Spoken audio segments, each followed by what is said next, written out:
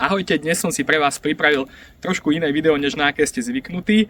Dneska budeme robiť fotogrametrický model plaveckého hradu, na ktorom sa práve teraz nachádzame. A v tomto videu vlastne urobím taký návod, kde krok po kroku vám ukážem, ako si takýto model môžete spraviť aj vy. A nemusí to hneď byť veľký gigantický hrad, ale môžete si urobiť niečo podobné aj s malým objektom a s obyčajným fotoaparátom, ktorý teda máte na vašich mobilných telefónoch napríklad.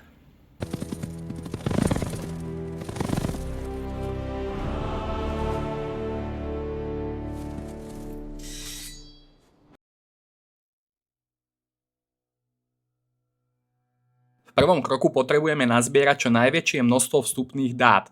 V prípade fotogrametrie sú to primárne fotky, ale môže to byť aj video, ktoré následne na fotografie nastriháme. Nejde tu pritom o snahu vytvoriť umelecky nádherné vyobrazenie, snažíme sa len o to, aby sme objekt zachytili z čo najviac možných strán a uhlov. V druhom kroku potrebujeme softvér na vytvorenie modelu. Ja používam Reality Scan, ktorý je úplne zadarmo a ľahko si ho nájdete na internete. Link priložím aj do popisu videa. Po nainštalovaní launchera sa nám spustí program Epic Games, ktorý hráči videohier zrejme poznajú. Program Reality Scan nájdeme v okne Unreal Engine, tak ako vidíte na videu. Tu si ho stiahneme a odtiaľ toho budeme vždy aj spúšťať. Reality Scan je perfektný v tom, že má vstavaný vlastný návod, ktorý sa nachádza v tejto pravej lište a krok po kroku nám ukazuje, čo presne treba spraviť. Tak sa na to poďme spolu pozrieť. Na začiatok potrebujeme do programu vložiť fotografie, ktoré vložíme buď cez ikonku Images alebo Folder. V Images vkladáme jednotlivé fotografie a Folder celú zložku. Keďže ja som si pripravil dopredu zložku, tak klikneme na Folder a nájdeme si konkrétne fotografie, ktoré potrebujeme. Na pracovnej ploche ja mám zložku Plavecký hrad, takže klikneme na to a dáme vybrať priečinok. Po nejakom čase sa nám nahrajú všetky fotografie, ktoré som spravil, alebo teda vyexportoval z videa, môžeme si na ne kliknúť a pozrieť sa, že ktorá fotografia zobrazuje aký konkrétny bod na hrade. Reality Scan potrebuje v ďalšom kroku akýmsi spôsobom zoradiť jednotlivé fotografie. Robí to tak, že analyzuje ich obsah a hľadá nejaké spoločné body, aby zistil, ktorá fotografia ku ktorej nejakým spôsobom patrí a vytvorí týmto spôsobom takú sieť. Počas tohto procesu v podstate sa kalkuluje pozícia kamery, orientácia kamery a všetko okolo toho, aby nám vznikol taký základný model. Robí sa to takým spôsobom, že klikneme na druhú ikonku zľava, Alignment, tuto hore, a následne klikneme na Align Images. Spustí sa taký program, ktorý bude trvať niekoľko minút a na jeho konci vznikne základný model hradu. Takže klikneme na to.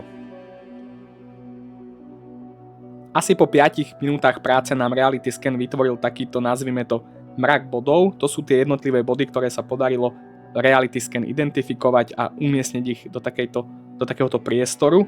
Následne z tohto budeme vytvárať 3D model. Vidíme, že nie je to úplne perfektné, sú tu nejaké chyby, je to otočené na stranu, takže s tým sa ešte budeme musieť trošku pohrať. Poďme si teraz model narovnať, aby ležal tak ako má na ploche. Robí sa to veľmi jednoducho, uistíme sa, že máme zakliknutú 3D scénu, dáme si túto možnosť Tools alebo teda nástroje a Set Ground Plane, túto ako pohybujem s myšou. Objaví sa nám tu takáto kružnica a teraz pomocou nej vlastne narovnáme model tak, aby ležal v priestore tak, ako potrebujeme my.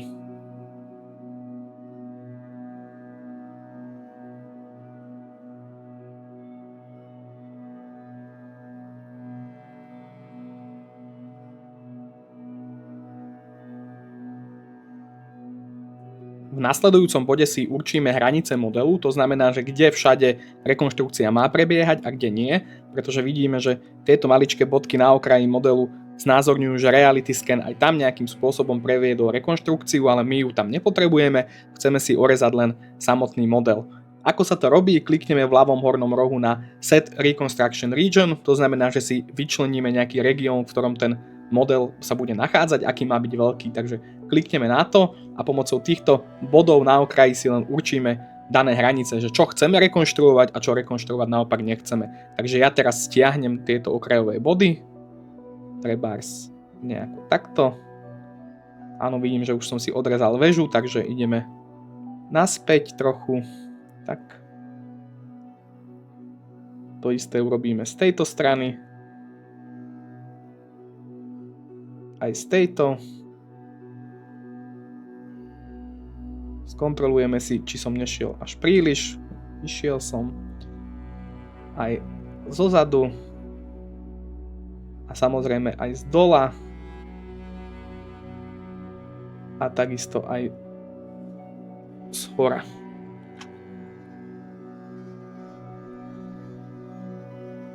Model si dôkladne popozerám zo všetkých strán, či som z neho neodrezal náhodou z nejakej dôležitej časti.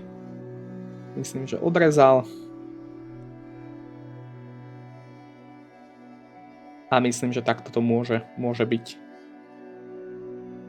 Pomaly sa blížime do finále, v ďalšom kroku potrebujeme tie jednotlivé body, ktoré nám Reality Scan identifikoval, pospájať do takej trojuholníkovej siete, odborne sa to volá, že mesh. Všetky tieto body sa teda pospájajú a vytvoria nám takú, ako keby, nazvime to, že kožu 3D modelu, pretože teraz sú to len jednotlivé body v priestore, my z nich potrebujeme vytvoriť nejaký ten model na základe toho, že sa tieto body pospájajú. Takže ako na to? Klikneme si tuto hore na Mesh and Color, klikneme na Normal Detail, tuto, a teraz sa nám opäť spustí niekoľkominútový proces, ktorý nám všetky tieto body pospája do trojuholníkovej siete, alebo teda odborne nazývaný mesh. Tentokrát to trvalo asi 10 minút, ale po 10 minútach sa nám jednotlivé body spojili v tzv. Mesh. Vznikol nám takýto krásny 3D model, kde už sa dá identifikovať, o čo sa jedná, že tu máme nejaký hrad, je to veľmi teda také hrubé, nie je to úplne dokonalé, samozrejme, že sú tu chyby, ani tento model nie je úplne perfektný, sú tu hore nejaké fragmenty, ktoré budeme musieť odstrániť. Tuto bolo také lešenie, ktoré v podstate sa len ťažko dá teraz identifikovať, ale myslím, že ako prvý model, taký základný, je to celkom fajn, dá sa po tomto hrade už aj nejakým spôsobom ako keby virtuálne prechádzať. Posledná vec, ktorú musíme spraviť, je to, že na hrad nalepíme nejaké textúry, aby mal nejaké farby, aby to nebol len takýto biely model bez nejakých konkrétnych detailov. Takže ideme na to. Posledné kroky pri práci s Reality Scan sú v podstate aplikácia buď teda farieb alebo textúr. Rozmýšľal som, ako to vysvetliť, ale asi to najlepšie robí samotný Reality Scan, ktorý nám tuto v pravej lište ukazuje ten rozdiel. Ak vytvoríme alebo vložíme len farby, tak sa na model nalepí niečo, čo napodobňuje jeho originálne sfarbenie. Toto je v prípade, ak chceme ušetriť miesto, aby ten model nebol nejakým spôsobom príliš objemný a veľký pri ukladaní. A druhá verzia je, že aplikujeme textúry, čo už je, ako vidíte, trošku kvalitnejšie, vyzerá to lepšie, na druhej strane to ale zaberá viacej miesta. Takže ja v tomto prípade asi skúsim skôr tie textúry a uvidíme, čo to spraví. Predtým ale, ako ich aplikujeme, ja by som chcel odstrániť tieto boxy, ktoré nám ukazujú, odkiaľ boli jednotlivé fotografie spravené, aby nám to nejakým spôsobom nezavadzalo, takže ukážem vám aj to sme mohli samozrejme spraviť už na začiatku, takže keď sme opäť v okne 3D scéna, klikneme si na View, čo je vlastne pohľad, a tuto vľavo si odstránime kamery, takže už v podstate budeme vidieť len čistý model. Je to trošku prehľadnejšie a poďme teda, vložíme si tam tie spomínané textúry, takže ideme na to, opäť sa vrátime do okienka Mesh and Color a klikneme si na ikonku textúry, takže klik. Opäť sa nám spustí načítavanie, neviem koľko to bude trvať, odhadom nejaké 3-4 minútky, potom sa sem opäť vrátime a pozrieme sa, ako to vyzerá aj s textúrami. Model máme hotový už aj s textúrami, myslím, že na prvý pokus to vyzerá veľmi pekne. Sú tu samozrejme nejaké nedokonalosti, ktoré by bolo treba ešte upraviť, možno trošku viacej fotografií, trošku keby boli ostrejšie. Tuto hore máme nejaké fragmenty, ktoré bude treba ešte vystrihnúť, odstrániť ich odtiaľ. Všimol som si, že tu vzadu nám chýbajú textúry, je to tu také trošku rozbité, takže aj s tým by možno bolo treba niečo spraviť. Zrejme nám tu chýbali dostatočné fotografie, ktoré by vykreslili model aj z tejto strany. Takže nie je to úplne perfektné, ale myslím, že na prvý pokus celkom fajn. Takže ja vám ešte na záver ukážem, ako odstránime fragmenty neželané, ktoré nechceme.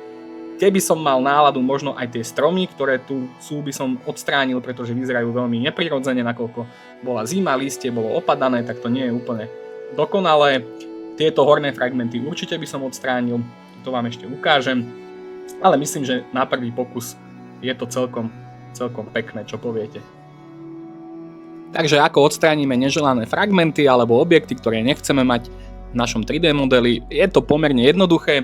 Vrátime sa opäť do Scene 3D alebo teda 3D scény, zvolíme si Tools alebo teda nástroje a máme tu takú možnosť, že lasso.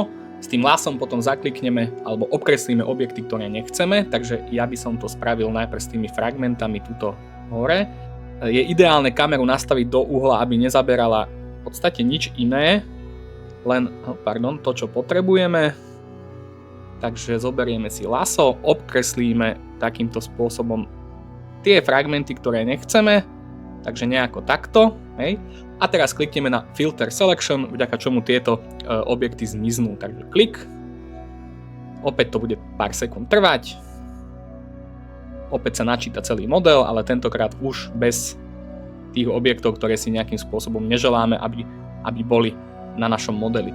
Odklikneme si lasso, nech sa vieme voľne pohybovať, môžeme si skúsiť odstrániť, ešte tu som videl nejaké drobnosti. Toto sú v podstate stromy, ktoré z časti nám objekt zobral, takže opäť natočíme kameru do nejakého pre nás vhodného uhla, trebárs takto, zoberieme lasso a obkreslíme to, čo nechceme, aby bolo v modeli nejako takto, no to som pokazil, nevadí. Filter selected. OK. Počkáme, kým sa to načíta. Zoberieme ešte toto.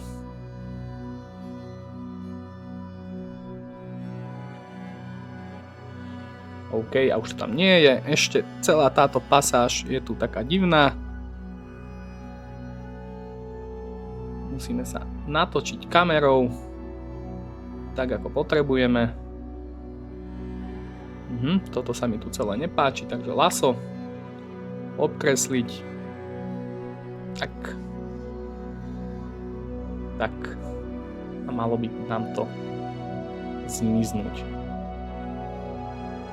Posledná vec, ktorú musíme spraviť, je, že model vyexportujeme, to znamená, že ho vyťahneme ako samostatný model z programu Reality Scan a ďalej ho budeme môcť používať, či už zdieľať, obzerať si ho, alebo ho posielať, niekde ho uložiť a tak ďalej. Ako to spravíme?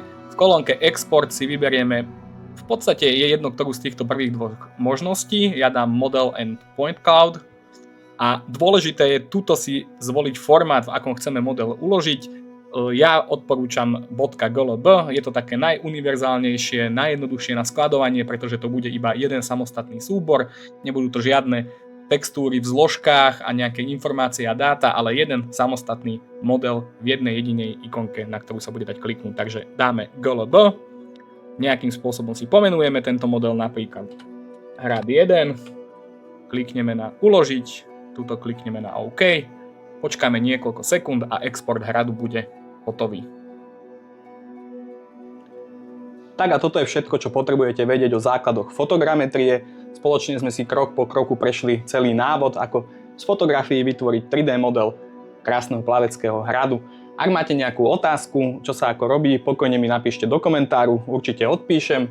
Ak sa vám video páčilo, zanechajte like. Moje meno je Mário Wittmann a toto bol Dejepis domu.